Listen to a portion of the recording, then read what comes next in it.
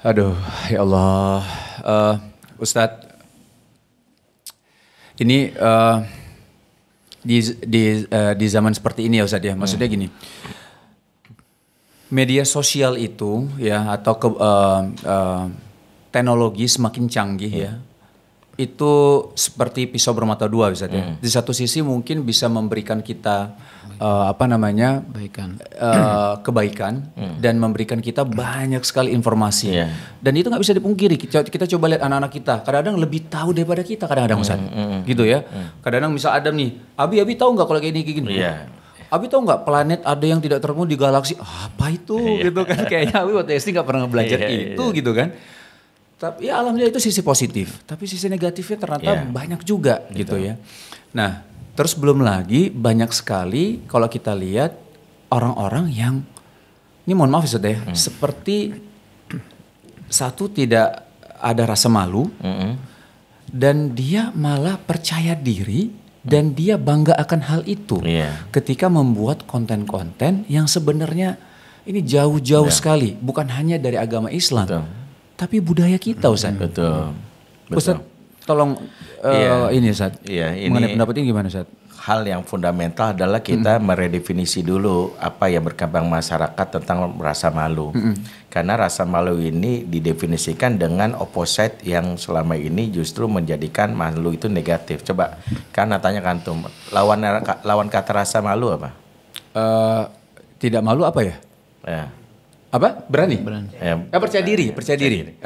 Malu kalau percaya diri itu membuat bahwa malu dianggap negatif. Padahal lawan malu bukan percaya diri. Tapi malu percaya diri itu lawan katanya minder. Malu itu. Malu itu apa lawan kata? Minder ya? Bukan kan? Malu beda minder. Malu itu lawan katanya binal. Ganjen. Makanya malu dan genit. Jadi malu itu yang selama ini disalahartikan oleh masyarakat, oleh banyak pendidik, malu itu negatif. Sehingga karena lawannya percaya diri. Berarti kalau anak lu nggak pede, anak lu pemalu, itu buruk. Padahal Nabi sudah katakan al-haya la yati illa bi khair. Malu itu tidak datang kecuali baik. Nabi ngomong, malu itu nggak datang kecuali baik, pasti baik. Berarti apa? Berarti kita mendefinisikan malu dengan sesuatu negatif yang sebenarnya bukan malu tapi minder. Yang kita harus bedakan, malu itu adalah akhlak mulia, bahkan disebut sebagai syatrul iman, sebagian dari iman. Tapi minder itu yang buruk. Nah, kenapa saya mulai dari sini? Supaya kita jangan salah menginstal nilai. Sehingga kita bilang anak kita bilang, nah itu kamu tuh jangan malu sebagainya. Sesuatu yang kita bilang pede, jangan-jangan bukan pede tapi binal. Contoh, anak perempuan ketemu ada cowok nongkrong di pos ronda atau apa. Kemudian dia bikin konten, "Hey guys, gue mau cowok-cowok ganteng guys," gitu ya. "Wih, lu siapa, lu mau enggak jadi pacar gue?" gitu. Menurut kita, pede banget ya anak. No, itu bukan pede, itu binal. Itu ganjen. Nah, pede yang kita maksud adalah izah. Izah yang menunjukkan seorang perempuan itu harus memiliki izah yang itu bermuara dari sebelum PD namanya PA, percaya Allah.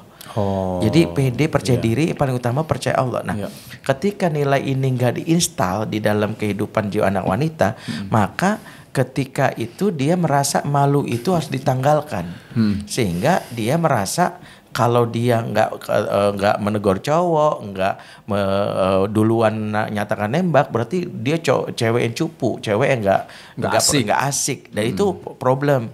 Makanya hadis Nabi kan menyindir, kenapa malu itu menjadi sesuatu yang penting. Kata Nabi, fa illam tastahi fasna ma syi'ta. Kalau kamu nggak punya rasa malu, berbuatlah sesukamu. Hadis ini kan sindiran. Semua perempuan yang dia dengan kalimat gini, suka-suka gua dong. Kan ini akun gua, ini kan sosmed gua mau ngapain suka-suka gua punya hak. Itu karena dia gak punya rasa malu. Tapi kalau dia punya rasa malu, dia akan bilang ini, enggak deh, kayak konten kayak gini, malu banget enggak.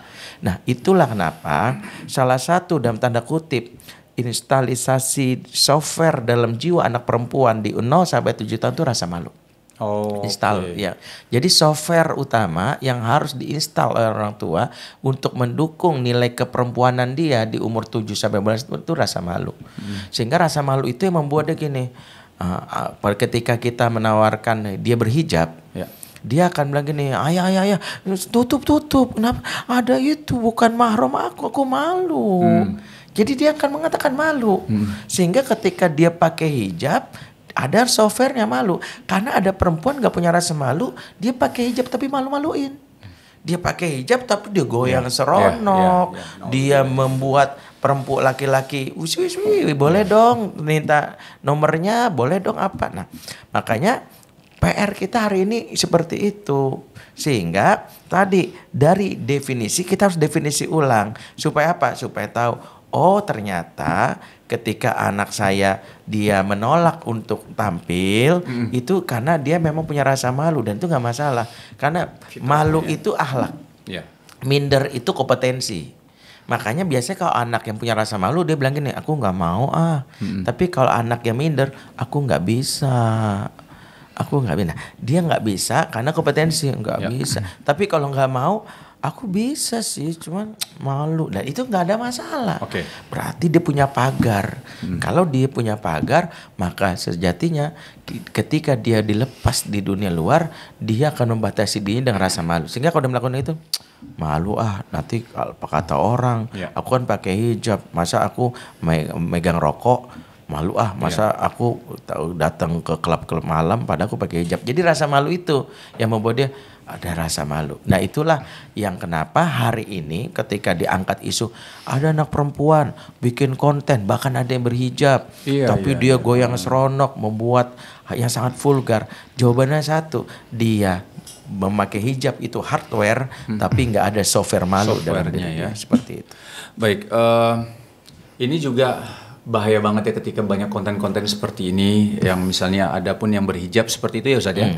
Ini juga kadang-kadang sangat-sangat memberikan contoh yang tidak baik kepada anak-anak perempuan pastinya ya. Karena ngelihatnya, oh ini berarti sah-sah aja gitu ya. Apalagi ketika di rumah dia tidak dapat install dari orang tuanya rasa malu itu gitu. Ini lebih bahaya lagi.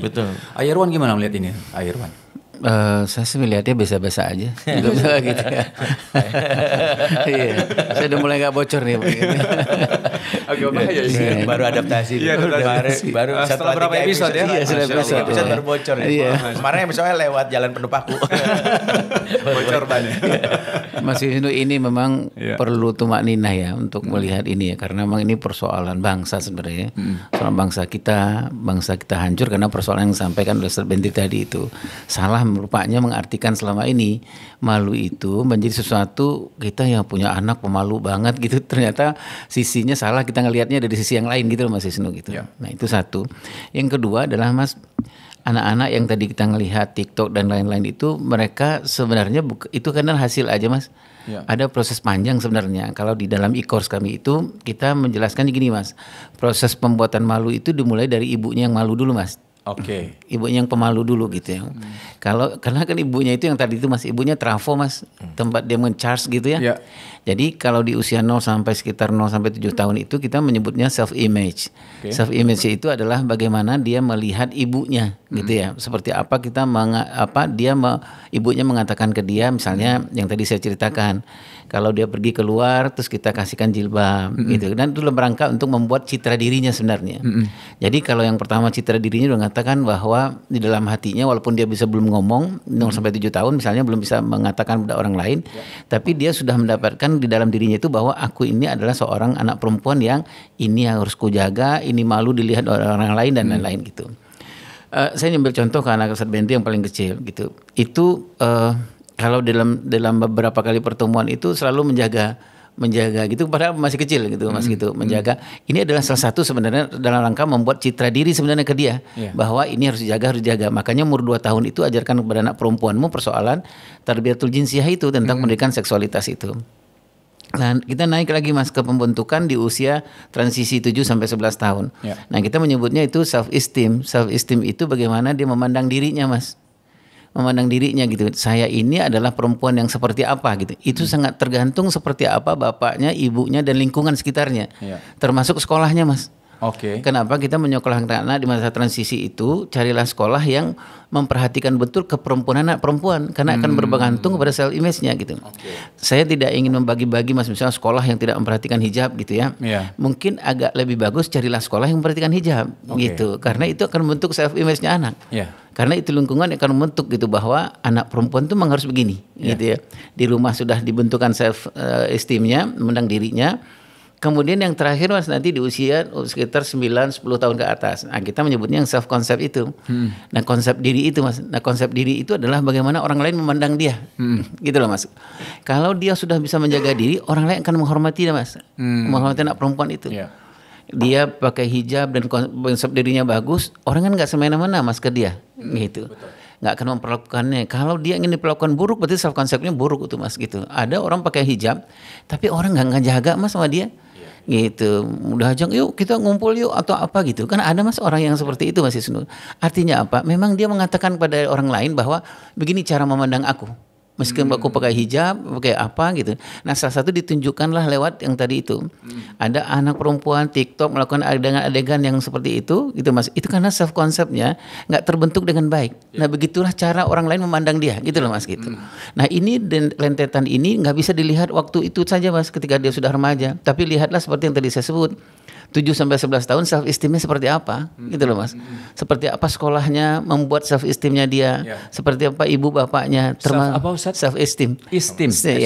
Esteem itu bagaimana dia memandang dirinya Mas. Nah, kalau yang di belakang yang 7 tahun itu self image, citra dirinya gitu Mas. Itu Mas sangat tergantung pada orang tuanya gitu. Nah, saya melihat ini Mas, prosesi inilah yang kalau di IKOS kami menjelaskan roadmap pengasuhan anak perempuan. Jadi memang ada tahap-tahap tertentu yang memang kita harus mengajarkan ini kepada anak perempuan. Ada tahap tertentu yang harus kita simulasikan ini kepada anak perempuan. Ada tahap tertentu yang memang kita harus jaga betul anak perempuan kita gitu. Yang kita sebut dengan tujuan mengasuh mendidik anak perempuan itu menjaga keperempuanan anak perempuan. Gitu loh Mas. Jadi nanti ketika dia umur 21 tahun, 20 tahun, 15 tahun ke atas, sebenarnya sukses kita mengasuh anak itu adalah kita ngelihat sudahkah keperempuan anak perempuan kita ini sudah kita masukkan atau belum, kita istilahnya ini sudah diinstal apa belum gitu. Baik. Nah, itu yang kalau saya ngelihatnya kejadian sekarang gitu Mas ya. Jadi memang kita kepada anak perempuan kita sebenarnya kalau kita buruk memperlakukan yang 3 tadi Mas, begitulah kita sebenarnya menjual anak perempuan minta diperlakukan oleh orang lain gitu loh Mas. Seperti apa gitu ya. Ada anak perempuan yang luar biasa Mas gitu. Nah, saya mengenal misalnya dia seorang yang sangat luar biasa gitu, insinyur, kemudian lulusan dari mana gitu loh Mas gitu. Tapi orang sangat segan sama dia. Gitu loh Mas. Mau dalam lingkungan yang terburuk sekalipun gitu ya, misalnya di luar negeri, orang sangat hormat ke dia gitu. Karena self konsepnya bagus dan self konsep itu nggak bisa berdiri sendiri. Ini yang kita sebut dengan tahapan-tahapan roadmap pengasuhan anak-anak perempuan itu gitu Mas. Baik, Irwan sama Ustadz Bendri. Oke, itu kan ikhtiar ya, ikhtiar yang mana orang tua lakukan dari awal memang harus tahu hal ini. Kalau kita tanya masuk ketika orang tua sudah punya anak dan sudah di fase itu gimana? Ketika dia memang sudah terbiasa dengan melakukan atau membuat konten-konten yang membuat orang menggambarkan dia seperti itu, apa yang harus dilakukan orang tua? Iya, memang itu yang kita sebut, kita harus reparenting. Kita harus mengevaluasi apa di tumbuh kembang itu yang lost, yang hilang. Misalnya gini, jangan-jangan anak-anak yang memang dia dengan secara vulgar mempertontonkan itu, bisa jadi dia memang sedang ingin memberitahu orang tuanya bahwa aku tuh butuh eksistensi, aku tuh butuh perhatian. Sayangnya aku nggak dapat itu. Misalnya di umur 0-7 dia nggak punya bonding yang kuat dengan ibunya.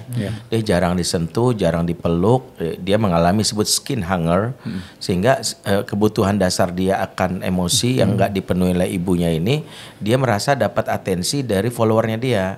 Keren ya kamu ya, ini ya gitu. Jadi dia mendapatkan itu. Nah, berarti apa? Orang tua ibunya bermuhasabah 0-7 kemana aja ibunya.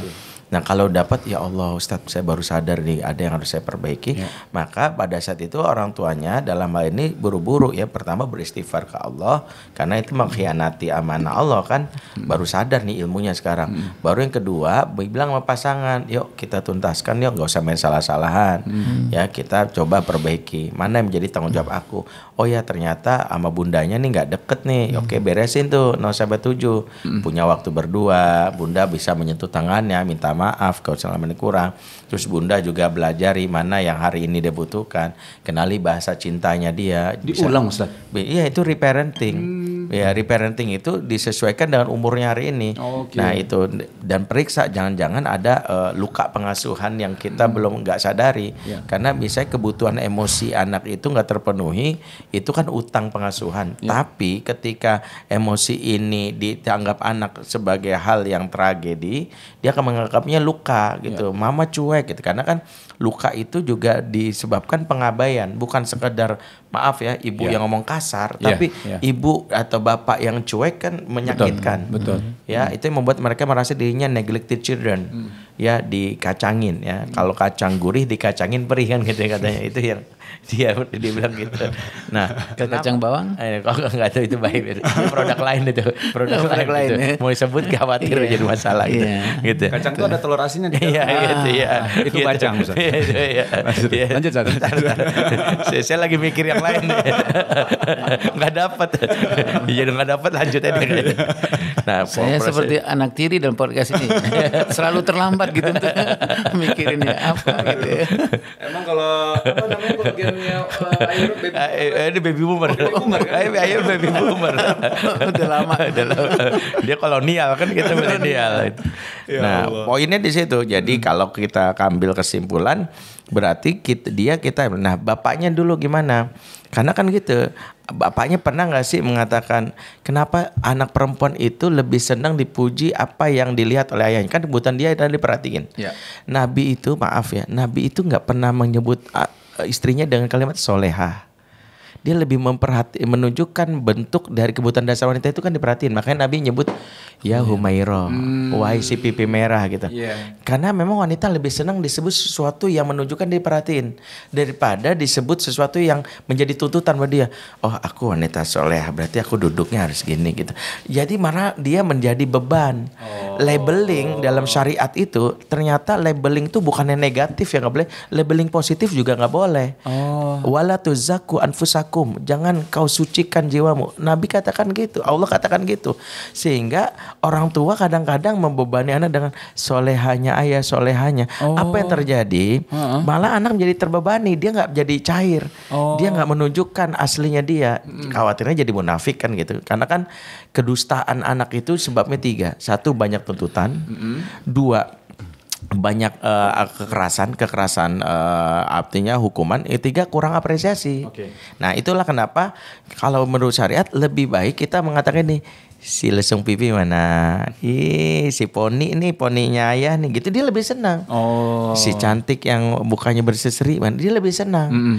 Karena dengan hal itu dia merasa perhatiin, itulah dia tidak begitu beda, nggak begitu vulgar memperhatikan. Karena udah diperhatiin kok sama papa. Karena kan kebutuhan dasar wanita itu perhatian itu. Ya itu yang kenapa kalau kita nggak berikan, dia dapatnya dari orang lain. Nah, makanya kenapa kita bilang, mata kamu indah sekali. Masya Allah. Ya, gitu ya. Ini matanya papa nih, ke mata mama mata duitan.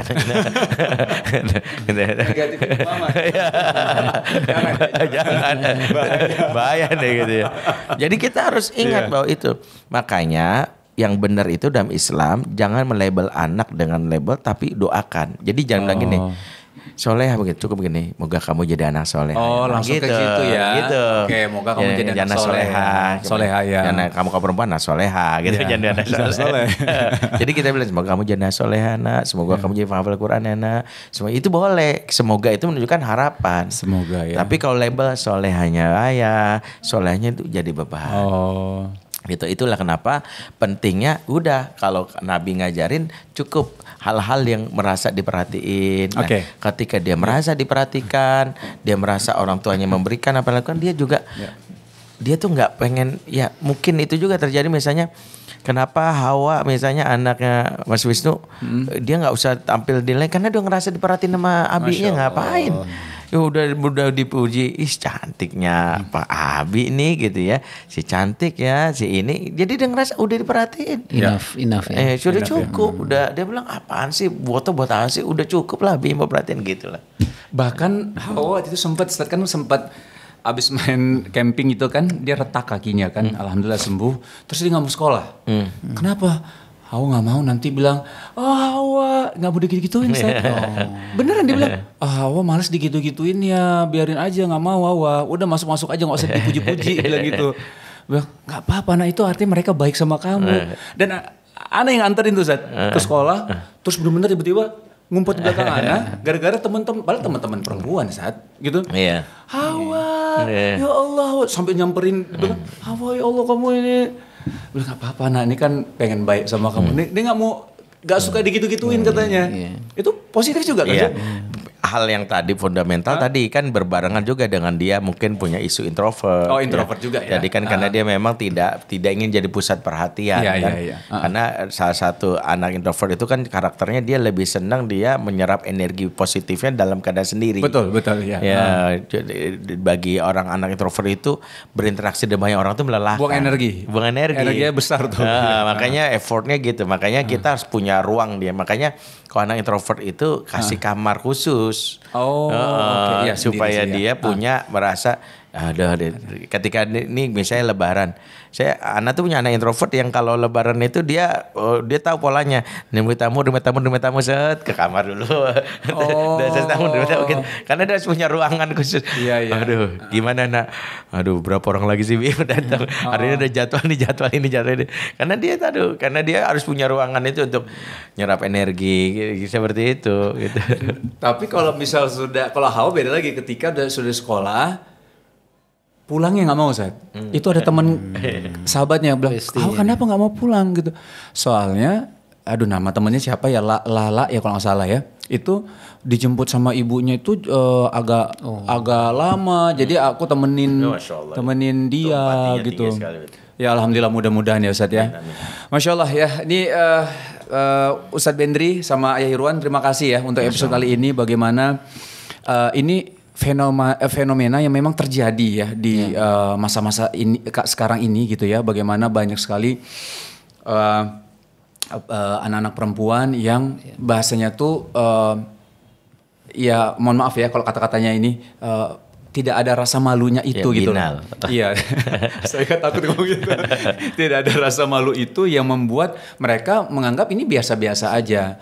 Dan ini penting bagaimana tadi Ayah Irwan dan Ustadz Bendri juga menyampaikan bahwa ini ada pengaruh dari pola pengasuhan ya, dari umur 0 sampai 7 dan seterusnya gitu. Nah, buat ayah bunda semua, insya Allah ada yang lebih lengkap lagi di e-course-nya Seni Mendidik Anak Perempuan ya, yang ada di link deskripsi kita ya. Jadi nanti buat ayah bunda semua kalau misal klik link tersebut dari The Sungkars ya, nanti bisa mendapatkan diskon sampai 40% ya. Silakan, ini bukan hal yang bukan hal yang harus ditunda atau nanti saja, karena ilmu untuk mendidik anak, baik anak laki-laki ataupun perempuan, adalah ilmu yang wajib dimiliki oleh orang tua dan harus dieksekusi, dipraktekkan sekarang juga gitu ya. Dan saya juga mendengar ya Ustadz ya sama Ayah Irwan bahwa kalau kita benar dalam mendidik anak gitu ya, anak perempuan. Kalau di situ disebutkan 2 anak perempuan gitu ya. Tapi tadi saya juga sempat tanya sama Ustadz Bendri bahwa mau 1, mau lebih dari 2, yang penting mendidik anak perempuan dengan baik.